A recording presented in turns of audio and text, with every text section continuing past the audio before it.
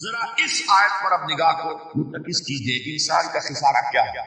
دیکھیے، سب سے پہلے میں آپ کی توجہ دلاؤں گا، ذرا آنکھیں کھول کر قلب حساس کے ساتھ نوع انسانی کا مشاہدہ کیجئے۔ کیسے کیسے دکھ، کتنی تکلیفیں، کتنی محنت، کتنی مشقت ہے جو ہر انسان کا مقدر۔ قرآن مجید میں ایک مکمل سورت ہے، سورۃ البلد، اس میں اللہ تعالیٰ نے متعدد قسمیں کھا کر ایک بات کہی، لا اقسم بہذا البلد وانت حل بہذا البلد ووالد وما ولد لقد خلقنا الانسان فی کبد۔ ہم نے انسان کو مشقت میں پیدا کیا، یہ مشقت ہر انسان کا مقدر ہے۔ لوگ گھروں کو چھوڑ کر آئے ہوئے، کہاں کہاں انسان جاتا ہے، یہ اس دنیا میں محنت اور مشقت۔ ہاں، ایک مبالغہ ہو جاتا ہے کہ شاید یہ محلوں میں رہنے والے جو ہیں انہیں کوئی مشقت نہیں، انہیں کوئی دکھ نہیں، حالانکہ حقیقت یہ نہیں ہے۔ جو جتنا امیر ہے آپ دیکھیں گے اس کی جسمانی مشقت کم ہے، ذہنی کوسٹ زیادہ ہے۔ ٹرینکولائزرز کی انہیں ضرورت پڑتی ہے، انہیں سیڈیٹیوز چاہیے، خواب آور دوائیں مزدور کو نہیں کبھی ضرورت پڑے گی۔ وہ 8 گھنٹے کی محنت کرنے کے بعد احساس ہوتا ہے کہ وہ صبح ہی کی خبر لے گا، اور یہ وہ لوگ ہیں کہ جن کو ہپنوٹکس، خواب آور دوائیاں، سیڈیٹیوز، مسکن ادویات، یہ سارا لیبلیم اور یہ ویلیم اور یہ فلاں اور یہ فلاں، یہ کہا جاتا ہے ذہنی سکون اور اطمینان انسان کو حاصل ہے۔ کسی کی جسمانی مشقت ہے، کسی کی ذہنی مشقت۔ میں آپ کو یاد دلانا چاہتا ہوں مہاتما گوتم بدھ کا معاملہ۔ 30 برس کی عمر میں کپل وستو کا شہزادہ محل کو چھوڑ کر نکلے، جوان بیوی کو سوتا ہوا چھوڑ کر گیا، شیر خوار بچے کو چھوڑ کر راجدھانی میں رہنے والا محل کا باسی، جسے یہ معلوم ہے کہ باپ کے بعد مجھے یہ سلطنت ملنے والی ہے، کیوں گیا؟ کبھی کبھی آپ نے سوچا؟ اس نے انسان کے غم اور دکھ کا مشاہدہ، اس نے دیکھا کوئی اندھا ہے ٹھوکر کھا کر گر رہا، کوئی والدین کھڑے ہوئے رو رہے ہیں اور ان کی نگاہوں کے سامنے ان کا نہایت محبوب بچہ دم تو اور وہ کچھ نہیں کر سکتا۔ اس نے سوچا یہ صدمہ کیوں نہیں سکتا، یہ دکھ اس کا مقدر کیوں؟ اس صدمے سے، اس دکھ سے نجات پانے کی بھی کوئی شکل ہے کہ نہیں؟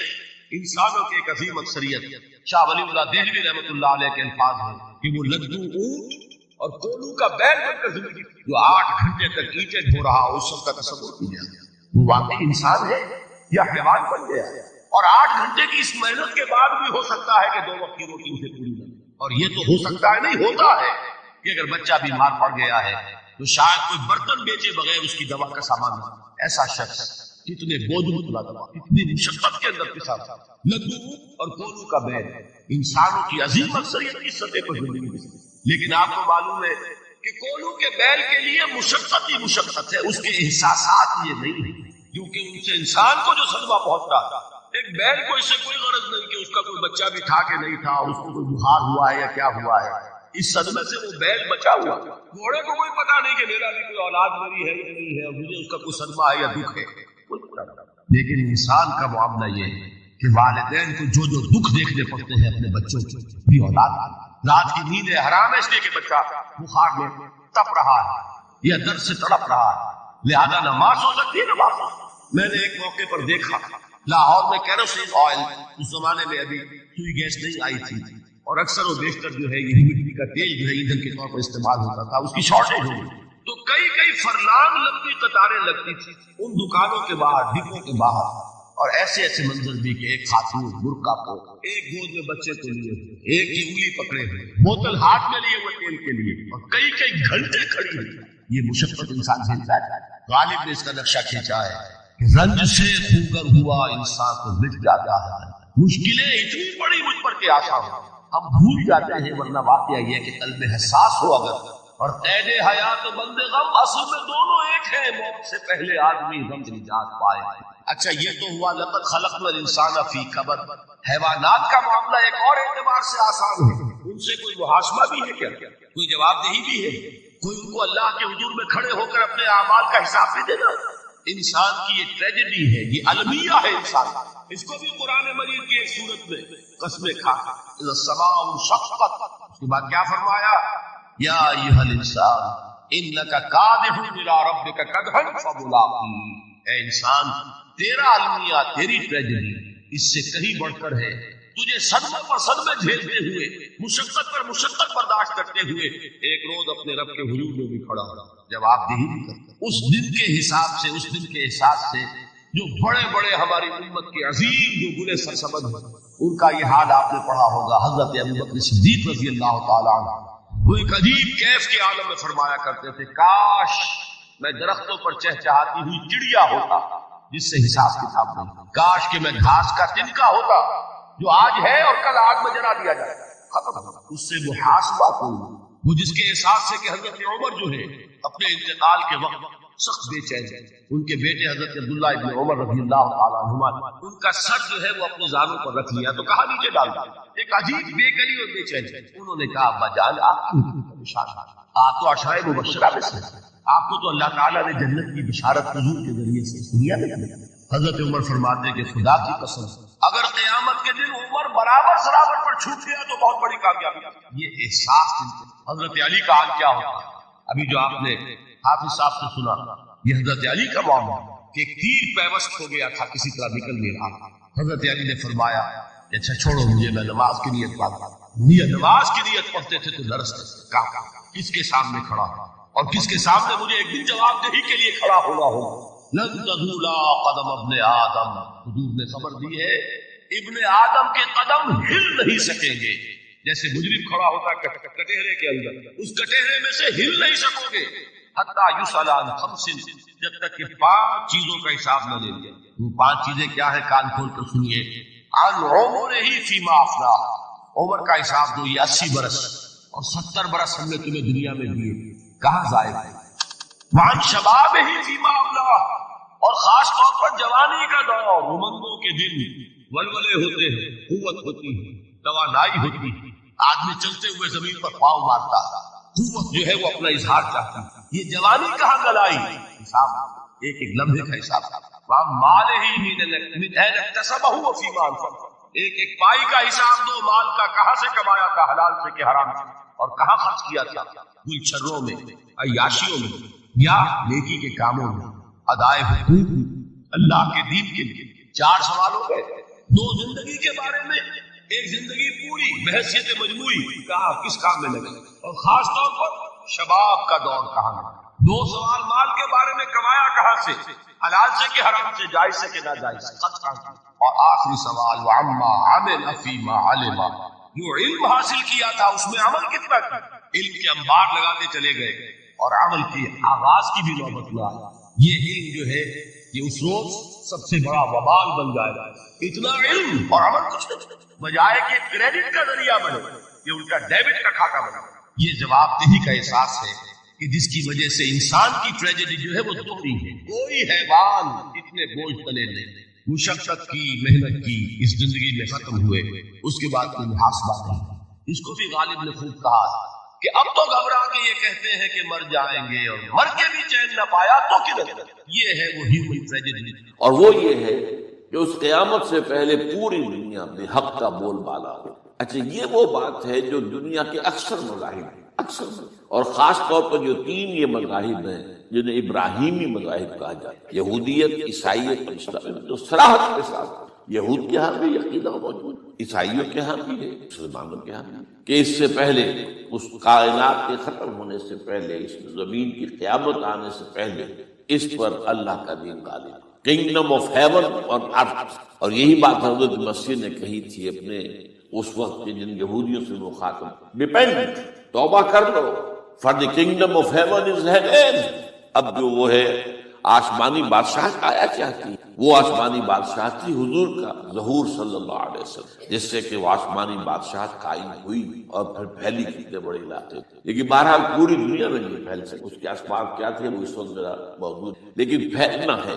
اس سے قبل کیا ہونا ہے، یہ جو تیسری بات میں نے کہی ہے، اس پر آپ کو یقین ہونا چاہیے، اس لیے کہ احادیث اس لیے آئی، قرآن مجید کا سغرا کبرا دلالت کرتا ہے اس پر کہ حضور کو بھیجا گیا غلبہ دین کے، اور بھیجا گیا پوری نوع انسانی کے لیے، تو جب تک پوری نوع انسانی پر دین غالب نہ ہو تو حضور کا مقصد ابھی مکمل نہیں۔ اسی کو اقبال نے کہا تھا، وقت فرصت ہے کہاں، کام ابھی باقی، نور توحید کا اتمام ابھی باقی، یہ چمن معمور ہوگا نغمہ توحید سے، ایک وقت آئے گا یہ پورا یہ قرآ جو ہے نغمہ توحید کے ساتھ اس کا جو ہے گونج جائے گا، لیکن یہ کہ ابھی تو نہیں ہوا ہے، نہ ہونا ہے۔ اس سے پہلے کا معاملہ ایک ہے کہ جس کی خبریں دی گئی ہیں، اور وہ ہے کہ قیامت میں اس نظام دین حق کے غالب ہونے سے پہلے بڑی خوفناک جنگوں کا ایک سلسلہ ہے جس کی خبریں یہ یہود کے ہاں بھی ہیں خبریں موجود، عیسائیوں کے ہاں بھی ہیں، جو بائبل کا آخری باب ہے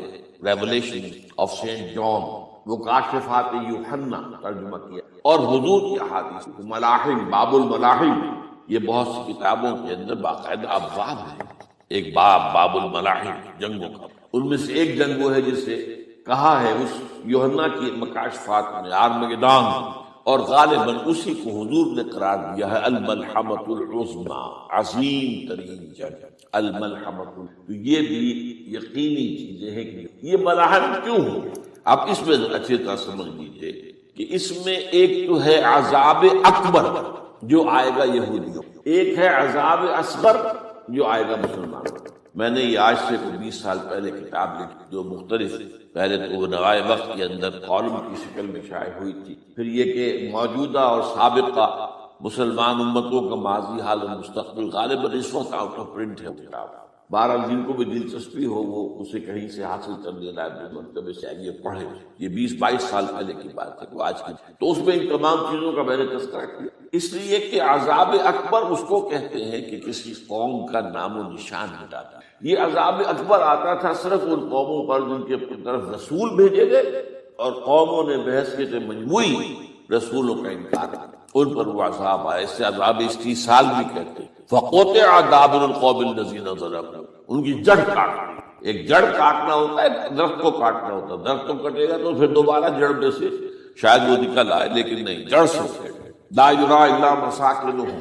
یہ عذاب جو ہے اب کسی قوم پر نہیں آ سکتا، اس لیے کہ اب کوئی رسول پائے گئے نہیں، لیکن ایک قوم پر یہ تاریخ کے قرضے کی حیثیت سے موجود، اور وہ قوم یہود، ان کی طرف رسول بھیجے گئے حضرت عیسیٰ ابن مریم رسولا الی بنی اسرائیل، اور انہوں نے یہ بات تو بہت دور کی تھی کہ مانتے انہیں اور ان پر ایمان لاتے، الٹا جو کچھ کیا ہے آپ کو معلوم ہے، انہیں ولد الزنا قرار دیا، جادوگر قرار دیا، واجب القتل قرار دیا، اپنے بس پڑتے سولی پر چڑھوا کر دم دیا، حالانکہ بات ہوا یہ نہیں ہے، اللہ نے اس سے پہلے ہی زندہ اٹھا دیا آسمان پر، دوبارہ وہ آئیں گے۔ بہرحال لیکن اس قوم کے اوپر وہ عذاب جو ہے وہ قرض ہے تاریخ کا، وہ قرض ادا ہوگا، حضرت مسیح علیہ السلام ہی آئیں گے دوبارہ، اور ان کے ہاتھوں اس امت کا خاتمہ ہوگا، ایک ایک فرد ختم ہو جائے گا۔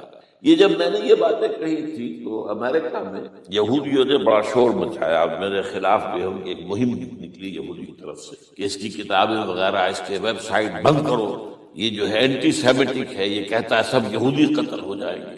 یہاں پر بھی جو میرے ساتھ ایک ڈائلاگ کرنے کے لیے 12 پروفیسر آئے تھے امریکہ وغیرہ، ان میں سے جو یہودی تھا تو اس نے بہت ناراضگی کا اظہار کیا، آپ کہتے ہیں سارے یہودی ختم کر دیے جائیں گے، یہ بات ظاہر بات ہے پیلیٹیبل نہیں، لیکن پھر ہمارے ساتھی جو وہاں پر تھے امریکہ میں پریشان ہوئے کہ آپ کے خلاف یہاں پر اب یہ مہم شروع ہو، تو میں نے بتایا کہ جو زائنسٹ ہے، جوش زائنسٹ، اور اس کے ساتھ ہے کرسچن زائنسٹ، کرسچن زائنسٹ کا رسالہ نکلتا ہے ٹرمپٹ، جو فلاڈلفیا ٹرمپٹ، اس کے مدیر نے خود لکھا ہے کہ 80% یہودی قتل ہو جائیں گے۔ اس کو میں نے یوں سمجھا ہے کہ 20% وہ ہوں گے کہ جو حضرت مسیح کی آمد ثانی پر ایمان وہ بن جائے گا، لیکن باقی جو اڑے رہیں گے اس کے بعد بھی وہ ختم۔ تو یہ عذاب الاکبر جو ہے تاریخ کا ایک قرض ہے کہ جو ادا ہوگا، ورنہ کسی اور قوم پر یہ عذاب اکبر اب نہیں۔ لیکن دوسرے درجے میں یہ عذاب ہوگا امت مسلمہ پر، امت مسلمہ بھی تو عذاب کی مستحق ہو گئی، وہ عذاب جو یہودیوں پر بہت پہلے آئے تھے، ضربت علیہم الذلۃ والمسکنۃ وباؤوا بغضب من اللہ، یہ سب نہیں تھا، حالانکہ انہوں تو یہ خیال تھا کہ we are the chosen people of the Lord, ہم تو اللہ کی منتخب قوم ہے، وی آر دی، قرآن کہتا ہے کہ ان کا قول یہ تھا نحن ابناء اللہ واحباؤہ، ہم تو اللہ کے بیٹوں کی طرح ہیں، اور اللہ کی جو ہے بہت سے حساب آئے، نبوکدنضر کے ہاتھوں آیا، اسیرینز کے ہاتھوں آیا، پھر یونانیوں کے ہاتھوں، الیگزینڈر دی گریٹ کے ہاتھوں آیا، پھر رومنوں کے ذریعے سے آیا، اور پچھلی صدی میں جرمنوں کے ذریعے سے عذاب آئے۔ یہ عذاب لیکن قوم ختم نہیں ہوئی، وہ عذاب اکبر نہیں تھے، یہ عذاب مختلف حصوں میں آئے اور بڑی بڑی تباہیاں آئیں، لیکن وہ عذاب اکبر نہیں۔ اسی طرح کے عذاب ہم پر بھی آئے، ہم پر کروسیڈرز آئے، اور لاکھوں مسلمان قتل ہوئے. یروشلم ہمارے ہاتھ سے 88 برس تک نکلا رہا اور اس پر عیسائیوں کو قبضہ رہا. ندیاں خون کی بہہ گئی مسلمانوں, اور پورا میڈیٹرینین کا ایریا جو ہے تقریباً قبضے میں رہا ہے عیسائیوں. پورا یورپ اس وقت آیا تھا. جو کروسیڈ کا 250 برس تک وہ جاری رہے. Waves after waves of the crusaders coming and attacking and conquering this cities. یہ جتنی بھی فلسطین وغیرہ کا علاقہ ہے جس کے اندر ان کا اثار ہے, اور شام کا علاقہ شاید. پھر آپ کو معلوم ہے ہمارے اوپر حساب اس سے بھی بڑا, اس سے کئی گنا بڑا آیا. تاتاریوں کے ہاتھ کروڑوں کے قریب انسان جو مسلمان قتل ہوئے. پھر اس کے بعد آپ کو معلوم ہے کہ پھر یہ یورپین کولونیلزم آ گیا. جیسے ان پر آئے تھے یونانی اور پھر رومی اور اب پھر جرمن, ہم پر آئے انگریز آئے, کہیں ولندیزی آئے, کہیں ڈچ آئے, کہیں ہسپانوی آئے, کہیں اطالوی آئے, کہیں اسپینیئرز آئے, اور پورا کا پورا عالم اسلام ان کی زیر نگی آیا کہ نہیں آیا. دی کولونیل ایرا جسے آپ کہتے ہیں. تو وہ عذاب ابھی اس امت کے اوپر اور باقی ہے, ایک قرض ہے. اور وہ کیا ہے؟ یہ کولونیل ایرا جب ختم ہوا ہے, ہم آزاد ہونے اب یہ ہمارے لیے ایک امتحان کا مرحلہ تھا بہت بڑا. آزاد ہو کر تم کیا کرتے ہو؟ پہلے تو ہم کہہ سکتے ہیں کیا کریں, ہمارے اوپر تو ہم تو مجبور ہیں, ہمیں غلام بنا لیا انگریزوں نے آ کر, ہمیں فرانسیسیوں نے غلام بنا لیا, ہمیں اطالویوں نے غلام بنا لیا. ان کی طاقت کے آگے ہم بے بس ہیں, لاچار ہیں. لیکن اب آزادی دے کر فَيَنْظُرَ كَيْفَ تَعْمَلُونَ, اب تمہیں آزادیاں دے کر پھر اللہ دیکھے گا تم کرتے کیا ہے. جو مسلمان قوم ملک آزاد ہوا اس نے یا تو اپنا قبلہ بنایا واشنگٹن کو, یا بنایا ماسکو کو. کسی نے قرآن کو اپنا امام, دعائیں مانگتے ہیں وَجْعَلْهُ لَنَا إِمَامًا وَنُورًا وَهُدًى, لیکن اس کو امام بنانا, اپنا امام بنانا, اس کے پیچھے چلنا, اس کے احکام کو نافذ کرنا, اس کی شریعت کی تنفیذ کرنا, یہ اس کی تہذیب, اس کا تمدن دیا ہوا, اس کا معاشی نظام دیا ہوا, اس کو قائم کرنا. زیرو. اس لیے بہت بڑے عذاب کی ہم بات کڑوی ہے, اچھی نہیں لگے گی, لیکن میں یہ آج سے نہیں کہہ رہا ہوں, میں سن 80 سے یہ بات نوٹ کر لوں. البتہ اس میں یہ ہے کہ اس امت کا معاملہ سب کا ایک جیسا ہے. لیسو سواء, جیسے سورہ آل عمران میں کہا گیا ہے کہ یہ اہل کتاب بھی سب ایک جیسے تھے, ان میں بھی کچھ نہ کچھ نیک لوگ تھے. امت قائمۃ آناء اللیل, راتوں کو کھڑے رہنے والے, عبادت کرنے والے موجود تھے. عیسائیوں میں احبار اور رہبان جو تھے وہ بڑے نیک لوگ تھے, اس وقت بھی موجود تھے. لیکن بحثیت مجموعی کا معاملہ کیا ہے اس کو دیکھنا پڑتا ہے, بحثیت مجموعی صورتحال. تو صورتحال کیا ہے کہ ہم نے کہیں بھی اللہ کے دین کو قائم نہیں کیا. مذہب تو ہے, لیکن ظاہر بات ہے کہ جرم جو ہے تو پوری امت کا, لیکن سب برابر نہیں. سب سے بڑے مجرم عرب مسلمان. کیوں؟ انہیں اللہ نے جو مقام دیا وہ کسی اور کو نہیں دیا. حضور ان میں سے تھے, یہ رتبہ بلند ملا جس کو وہی رسول عربی. نمبر 2, ان کی مادری زبان میں اللہ کی کتاب موجود, انہیں اس کو سمجھنے کے لیے کوئی نئی زبان پڑھنے کی ضرورت. کوئی ہمارے لیے تو یہ صرف پڑھیں, نحو پڑھیں, یہ پڑھیں, وہ پڑھیں, تب کہیں جا کر اپنی آنکھ سے قرآن پڑھیں. وہ نہ ترجمہ پر گزارا کریں. ترجمہ ظاہر بات انسپائر نہیں کر سکتا. ترجمہ تو سیکنڈ ہینڈ نالج ہے. جب آپ ترجمہ پڑھ رہے ہیں تو گویا کہ آپ اس مترجم کی آنکھ سے پڑھ رہے ہیں, اپنی آنکھ سے نہیں پڑھ رہے. لہٰذا یہ سب سے بڑا عذاب تو ان پر آنا ہے. وہ جو میں بیان کر چکا ہوں, گریٹر اسرائیل کے قیام کا معاملہ کیا ہے. تباہی تو انہی ملکوں پر آئی, وہ شام ہے, عراق ہے. اس کے لیے پہلا قدم اٹھایا تھا, ابھی تو اس کو ناکام بنا دیا ہے. اللہ تعالیٰ کی جو بھی حکمت ہے. جو عراق پر حملہ تھا وہ اصل میں اس لیے تھا کہ گریٹر اسرائیل کی طرف پہلا قدم. شیرون نے کہہ دیا تھا یہ جو پڑا ہوا ابھی کہیں مرا نہیں ہے. اس نے کہا تھا جیسے یہ صدام کی حکومت ختم ہوئی ہے, اس کے مجسمے گرائے گئے ہیں, کہ ان قریب عراق پر ہمارا قبضہ ہو. یہ اصل میں تھا اس گریٹر اسرائیل کی طرف پہلا قدم. لیکن بات ہونا نقشے جو اب آ رہے ہیں دنیا میں, اب تو بہت عام ہو گیا. 1906 سے 2006 سے چھپا ہوا نقشہ ہے وہ, اور ہمارے اخبارات میں اس کا آدھا ابھی آیا ہے. باقی آدھا تو لیا ہی نہیں گیا ہے. باقی آدھا ہے مڈل ایسٹ سے متعلق. وہاں جو نئی تقسیم ہونی ہے, عراق کے 3 حصے ہونے. ایک حصہ کردستان کے ساتھ مل جائے گا, وہ گریٹر کردستان. ایران کا کردستان, عراق کا کردستان, ترکی کا کردستان ملا کر ایک کردستان. جیسے ہمارے ہاں پاکستان کا بلوچستان, افغانستان کا بلوچستان اور ایران کا بلوچستان ملا کر گریٹر بلوچستان بنے گا. یہ نقشہ تو اس میں دیا گیا ہے جو اب اخبارات میں چھپے. وہ اگلا حصہ جو ہے وہ میں آپ کو بتا رہا ہوں. اور جو سعودی عرب کے ٹکڑے ہوں گے کہ ایک چھوٹی سی ریاست بنا دی جائے گی مکہ مدینہ شہروں کے اوپر مشتمل، یہ ویٹیکان ہوگا، جیسے ویٹیکان سٹی ہے روم کے اندر، یہ عیسائیوں کا ایک بڑا مرکز ہے، تو وہ ایک چھوٹی سی حکومت اسے کہتے ہیں، علیحدہ ہے، وہاں اطالوی حکومت کا قبضہ نہیں ہے، وہاں پہ ان کی اپنی حکومت ہے، پوپ کی حکومت۔ ایسے ایک ویٹیکن، گویا کہ ایک مسلم ویٹیکن بنا دیا جائے گا مدینہ، یہ ان کے نقشے ہیں، یہ نہ سمجھے کہ ایسا ہوگا، یہ تو اللہ جانتا ہے، لیکن یہ کہ جو ہوگا وہ تو میں نے کئی دفعہ کہا تو اللہ کو معلوم ہے، یمکرون و یمکر اللہ، وہ اپنی سے چالیں چل رہے ہیں، اللہ آپ کی چال چل رہا ہے، لیکن نقشہ کیجیے۔ بہرحال اس میں جو بھی ہے یقیناً ایک حد تک کامیابی انہیں ہوگی جس کی خبریں ہمیں۔ گریٹر اسرائیل ایک دفعہ قائم ہوگا، سعودی عرب سے بھی شمالی حصہ لے لیا جائے، مدینے میں داخل نہیں ہو سکتے بس۔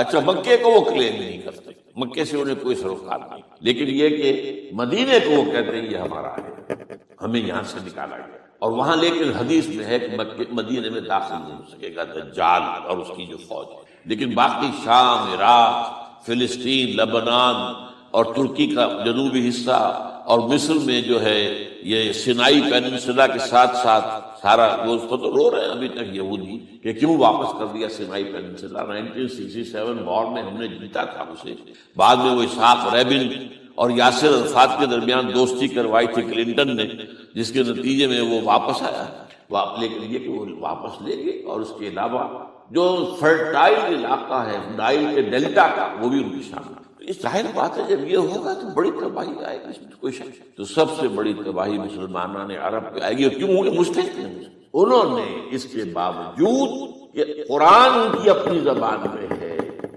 انہوں نے اس قرآن کو اپنا امام دی۔ نمبر 2 پر میں ہمیشہ کہتا رہا ہوں کہ جو مسلمانان عجم، اگر فرض کیجئے کہ 140 کروڑ مسلمان اس دنیا میں ہیں تو 30 کروڑ کے قریب جو ہیں وہ عرب ہیں، باقی 110 کروڑ جو ہیں، 1 ارب سے زیادہ تو غیر عرب مسلمان، ان میں سب سے بڑے مجرم وہ ہم مسلمانوں نے پاکستان، ہم نے ایک تقسیم کرائی اسلام کے نام، ہم نے کہا کہ ہم اسلام کا نظام قائم کریں گے، اور اللہ نے ہمیں معجزے کے طور پر منقطع کر دیا۔ اب قمری حساب سے 63 برس گزر چکے ہیں، جو آپ 61 کہتے ہیں، اگر قمری حساب رکھیں 63 برس کہاں ہے، لہذا مسلم۔ لیکن اب اس میں یہ ضرور ہے کہ ابھی پاکستان کے معاملے کو میں سمجھتا ہوں کہ ہینگنگ ان دی بیلنس پر ابھی نہیں کہہ سکتے، اللہ تعالیٰ شاید کوئی توفیق دے دے، کوئی معجزہ ہو جائے، کیونکہ میرا تو یقین یہ ہے کہ یہ قائم بھی معجزے سے ہوا ہے، جس پر میں نے تفسیر کتاب میں لکھا ہوا ہے استحکام پاکستان، اور اب کوئی دوبارہ معجزہ ہو سکتا ہے، اور معجزہ کیا ہوگا کہ پوری قوم میں توبہ کی ایک کیفیت پیدا ہو جائے، اللہ کے کرنے سے تمام انسانوں کے دل جو ہے اللہ کی 2 انگلیوں کے مابین ہے، حضور نے ہمیں خبر دی، جدھر چاہتا ہے تو کوئی عجب نہیں کہ ایسا ہو جائے۔ بہرحال اس اعتبار سے میں آپ سے عرض کر رہا ہوں کہ یہ پاکستان کے بارے میں نے جو آپ کو 2 آیتیں سنائی ہیں سورہ انبیاء کی، اس آخر کے حصے میں آئی ہیں سورہ انبیاء میں، وَإِنْ أَدْرِي أَقَرِيبٌ أَمْ بَعِيدٌ مَا تُوعَدُونَ۔ دیکھو لوگوں، مجھے یہ معلوم نہیں ہے کہ جس عذاب خداوندی کا تم سے وعدہ کیا جا رہا ہے وہ قریب آ گیا یا دور ہے، یہ حضور سے کہا جا رہا ہے، قل، آپ یہ کہیں گے ان ادری اقریب ام بعید ما تُوعدون۔ ساتھ ہی یہ بھی فرمایا وَإِنْ أَدْرِي لَعَلَّهُ فِتْنَةٌ لَكُمْ وَمَتَاعٌ إِلَىٰ حِينٍ، اور مجھے نہیں معلوم، ہو سکتا ہے کہ یہ تمہارے لیے ایک فتنہ بن کر معاملہ آ گیا ہو اور ابھی تمہیں اور مہلت دے دی جائے۔ اس حوالے سے ہم نہیں کہہ سکتے، اب آپ کو معلوم ہے میں تفصیل سے بیان کر چکا ہوں جس طریقے سے مجموعی طور پر پاکستان کا گھیراؤ کیا گیا ہے، اور جس طریقے سے یہ جتنا نیو کونز کا اور کرسچین اور جو جیوش زائنسٹ ہیں، اور اب ان کے اندر اضافہ کیجیے ہندو زائنسٹ کا، اب یہ جس طریقے سے گھیرے کے اندر لے رہے پاکستان، جس طرح بھارت کی فوج افغانستان میں بھی آ رہی ہے، اس نے اپنے کتنے قونصل خانے کھولے ہوئے ہیں افغانستان میں، کسی جو کچھ وہ ہو رہا ہے بلوچستان کے اندر، جو کچھ ہمارا پورا صوبہ سرحد ہے، اور اس سے آگے بڑھ کر جو کچھ کراچی میں ہو رہا ہے، یہ سارے معاملات جو ہیں وہ دیکھ لیں تو گویا کہ باہر سے ہمارا گھیراؤ مکمل ہو چکا ہے، اور اس میں یہ ہے کہ تازہ جو بمبئی کے اندر جو ہوئے ہیں معاملات وہ نوٹ کی کس طریقے سے اب اسے کہا جا رہا ہے کہ کچھ مسلمانوں نے کیا ہے، حالانکہ اس کے سب سے بڑا ثبوت یہ ہے کہ ایک ہندو ہیمنت جس نے کہ وہاں ساری تحقیقات کی کہ سمجھوتا ایکسپریس کو جو اڑایا تھا کس نے اڑایا تھا، اس کے انہوں نے کہا جب کی ہے تحقیقات، اب یہ اس کو گیردن دکھ رہے ہیں ہندو قوم کے اندر کم سے کم یہ بھی ایک بات موجود، جہاں وہ بدماشیاں ہیں یہ بھی ہے، یہ خیر نہیں، جہاں برائیاں ہیں ان کے اندر وہ خوبیاں بھی ہیں۔ ان کا ایک کمیشن ہے صاف ایک ہندو کو، اور ہندو بھی سرونگ کرنل کا یہ ہے ماسٹر مائنڈ، اس نے کروایا اور وہ گرفتار ہوا، سرونگ کرنل پاک آف بھارت آرمی۔ تو اب ظاہر بات ہے کہ اس کو مارا گیا ہے ممبئی میں، اس کو مسلمان کاہے کو مارے گئے؟ مسلمانوں کا تو وہ کہ محسن تھا، مسلمان کس وجہ سے اسے مارے گئے؟ اسے مارنے والے کون ہیں؟ وہی ہندو زائرسٹ کہہ لیجیے ان کو، یا ہندو تشدد پسند کہہ لیجیے، جو پاکستان کو ختم کرنے پر تلے بیٹھے۔ یہ ان کا در حقیقت کام ہے کہ اس شخص نے اتنی بڑی حرکت کی کہ ہمیں جو ہے ہماری سازش کو بے نقاب کر دیا۔ تو اصل میں لیکن یہ سب کچھ جو ہو رہا ہے وقتی طور پر تو بہت ذرا طوفان اور جوش آیا تھا، معلوم ہوتا تھا کہ شاید 9/11 والا معاملہ جو تھا نیو یارک کا، اس کے نتیجے میں جو ایک دم امریکہ جو ہے نکلا ہے غصے کے اندر، اور پوری قوم اس کی کھڑی ہو گئی اور پوری دنیا جمع ہو گئی افغانستان پر حملے کے لیے۔ شاید ایسا معاملہ ہو جائے، لیکن نہیں، اللہ کا شکر یہ معاملہ جو ہے ان ادری لعلہ فتنۃ لکم ومتاع الی حین۔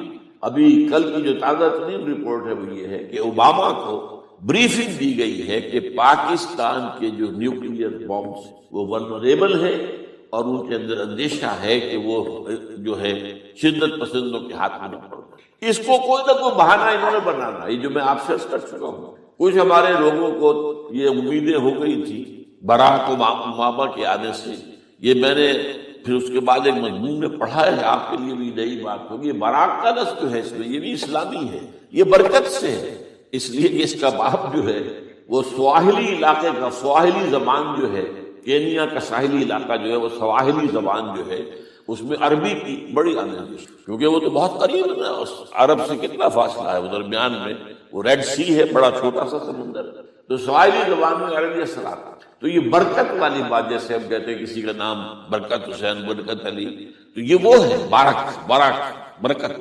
براک حسین اور پھر حسین کا نام۔ تو اس سے بڑی توقعات ہو گئی تھی، لیکن نظر یہ آ رہا ہے کہ جو بش کا ایجنڈا تھا، اس لیے کہ اصل میں اس کی پالیسی بنانے والے میں آپ کو بتا چکا ہوں کوئی ایک فرد نہیں ہوتا، وہ تو پورے ادارے ہیں، بڑے بڑے تھنک ٹینکس ہیں۔ اور یہ ثابت ہو گیا ہے کہ اس اوباما نے آتے ہی سب سے زیادہ کٹر جو زائرسٹ تھا امریکہ کے اندر، جس کا نام ہی اسرائیل ہے، اسرائیل رحم جو ہے اسرائیل رحم ایمانویل، اس کو اپنا بنایا chief of the white house staff.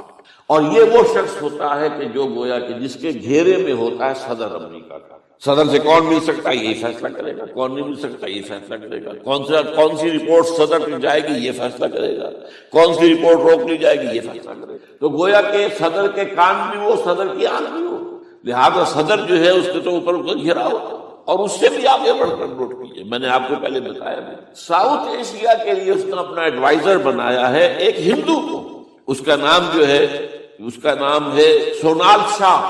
اور یہ جو ہندوؤں کی تنظیم ہے، جو انتہائی جو ایکسٹریمسٹ ہندو ہیں، وشوا ہندو پریشد، یہ وشوا سری پرشانت ہے جس کا اسٹوڈنٹ ونگ ہے بجرنگ دل کا یاد۔ ساؤتھ ایشیا سے مراد بھارت اور پاکستان، اس کے معاملات میں اس کا ایڈوائزر جو ہے سونال شاہ ہے۔ تو حالات جو ہے اس اعتبار سے انتہائی بنیے کے خطرناک۔ اور دوسری طرف اندرون معاملہ کیا ہے؟ سائنس کی دو اصطلاحات آپ نے سنی ہوگی، centrifugal forces, centripetal forces. Centrifugal وہ ہوتی ہے کہ جو مرکز سے توڑنے والی ہو، بھاگتا ہے ہر ایک مرکز کو چھوڑ کر، یہ سینٹریفیوگل فورس۔ سینٹریپیٹل وہ ہوتی ہے جو مرکز کی طرف لانے والی، جو ایک مرکز کے گرد لوگوں کو جمع کرے، تو مرکز گریز اور مرکز کی طرف رخ کرنے۔ ہمارے پاس سینٹریپیٹل فورس صرف ایک ہے، وہ اسلام ہے، اور وہ ہے نہیں۔ ہر چند کہیں کہ ہے نہیں، کہاں ہے؟ نظام کہاں ہے؟ مذہب تو ہے، مذہب تو انڈیا میں بھی ہے، مذہب امریکہ میں بھی ہے، مذہب کی کوئی کمی نہیں۔ فاسٹسٹ گروئنگ ریلیجن میں نے بارہا کہا ہے دنیا میں مانا جا رہا ہے کہ اسلام، لیکن مذہب دین، حضور بھیجے گئے تھے دین کو قائم کرنے۔ هو الذی ارسل رسولہ بالہدی ودین الحق لیظہرہ علی الدین۔ سینٹریفیوگل فورسز آپ کو یاد ہوگا، میں نے گنوا دیا تھا ایک دفعہ۔ آپ کا نارتھ پول کیا ہے؟ NWFP، وہاں حکومت اس نے کن کی ہے؟ وہ اسفند یار ولی، جس کا دادا جس نے پاکستان میں دفن ہونا گوارا نہیں، جن کا پختہ موقف یہ ہے، اس کے باپ کا بھی ولی خان کا یہ تھا کہ انگریز نے بنایا ہے پاکستانی، انگریز کا